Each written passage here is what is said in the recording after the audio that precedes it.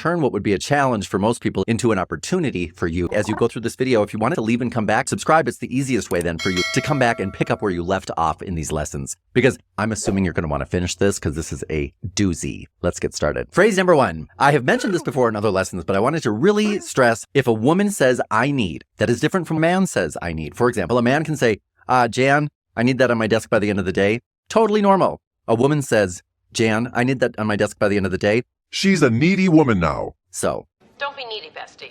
You want to watch that phrase at the beginning of sentences, especially because where do your needs really fall on the scale of importance? Who cares? Yeah, they're not there really. Your needs don't exist. They're not important. I have a new book coming out called If Professional Communication Were a Game, These Would Be the Rules. Rule number 1, follow the rules. If you play by the rules, you'll be able to snatch your power back from the people that have taken it from you, and you will be able to reclaim your joy everywhere in life as long as you follow the rules. Because if you don't follow the rules, You're doomed. you can never win and you will always lose. My needs, my feelings, my wants are irrelevant to any conversation at work. I never want to talk about things like that. When I say I need that on my desk by the end of the day, if I need my needs met, Personally, I don't care what you need. what we're saying is that the report is due on my desk by the end of the day. That's what we should say. So you want to take the real subject of your sentences and put it first. For example, hey, I really need you to pay attention in these meetings. I mean, it's important that you understand what's going on. Okay. Now that I put my needs at the beginning and then all else was lost. If I were to change that to, hey, Trixie, your attention during these meetings is critical and necessary for this project to be successful. Do you understand? Yes, I do. Even All if it's a right. danger phrase, I wouldn't say that. Above all else, remember, stop talking about your needs at work. Number 2, I disagree with you. Well, let's just agree to disagree. People will learn in some communication seminars to say things like, well, I respectfully disagree. Anything that's coming from a source that tells you to say things like, I respectfully disagree, question everything. Okay? Really, question everything. There's a reason why they call certain things fighting words. Hey, just a minute, you. Them's fighting words. And disagree, those are fighting words. We have biochemical reactions to certain phrases that we hear or that we say. And one of those phrases is, I disagree. Purge that from your verbal repertoire. Well, John, I can understand why you would see it that way. I see things differently now. But go ahead, tell me more. This is interesting. You see things differently. If you specifically tell people, hey, I just happen to have a different perspective. I suppose that's one way to look at it. I understand how you see it. I see it another way. But go ahead, tell me more. This is interesting. That's one way to look at it.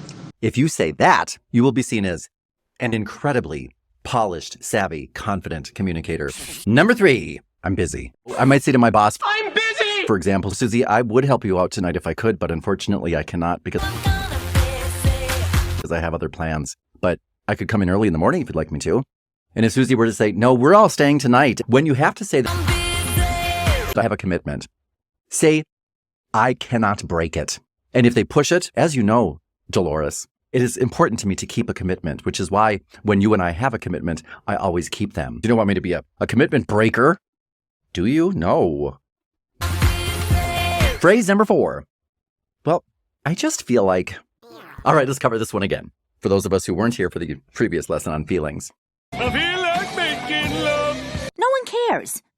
On a scale of 1 to 10, 10 being the most important, 1 being the least important, where do our feelings fall on that's right. That's unfortunate.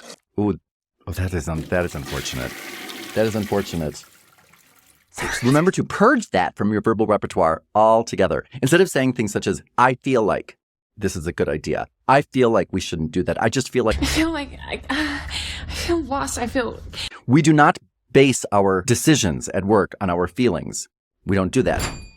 Instead of, I feel that this is the best decision for us, the data clearly shows that this is instead of the best, instead of the worst, instead of better, say why. What makes this better? It is more customer focused. It is more economical. What is it that makes it better? So instead of saying, for example, I just feel like this proposal would be better for us. That's nice, but the data clearly shows that my proposal is a more customer focused one. Well, I mean, which one do you want to read? The one from, I feel like this is the right thing to do, or the data-focused, customer-centric, economical one? Can I suggest something? Can I ask a question? Can I just say one thing before we go? Stop asking for permission to have a place and a voice in your organization. Could I speak to you, please? Do not devalue yourself or your position or your salary or your background, your experience, your education by behaving as if you don't have a right to participate in this organization because you do. That's why you were hired. So stop saying, Can I ask a question? and start saying things such as, I have a question, please. one thing before we go, would now be a good time or should I come back later? That brings me to our big point that I wanted to mention to you. I get a lot of people who ask me things like, well, if I say this or if I say that, would that be a sign of weakness? Or how can I do XYZ without being seen as weak? And if you ever ask yourself, would that be a sign of weakness? Flip that around and ask yourself, what is weakness? And I'd like you to write in the comments. Many people these days feel as though we're not strong. We're kind of resting for a minute because we've been beat down. And when we are in that position where we're standing up again, we tend to look around for someone to show us what strength is, somebody to be that role model for us, somebody to prove to us, that's right, there is still goodness, greatness, power, love, things to achieve. There's still really good things going on here that I need to be a part of, or I wouldn't be here. Many people these days are looking to people who are in a position of leadership or authority, being as loveless as they possibly can to other people. And so other people are looking to that as a model and are becoming more loveless than ever. But I know that when I'm looking for true strength, I don't look out. We have to look in, right? It's that power that is in me that is also in you that keeps me together when every sign and every signal in the universe tells me I should be falling apart right now. Why am I not? Because of that glue that's holding us together. That substance that's in between the stuff that's in between the stuff that makes up the stuff that makes up atoms and molecules. And when you go all the way down to the bottom, that stuff that ties everything together, I'm just going to call that love, okay? That's the power that takes a little caterpillar. Caterpillars break down into a cosmic goo and emerge as something else, That's power. I've never seen somebody who speaks loveless words and is a bully and who's demeaning and condescending and sarcastic. I've never seen them, ever seen them transform anything, ever. Doesn't happen. How can I get more of that power? Stop worrying about, is this going to be seen as a sign of weakness?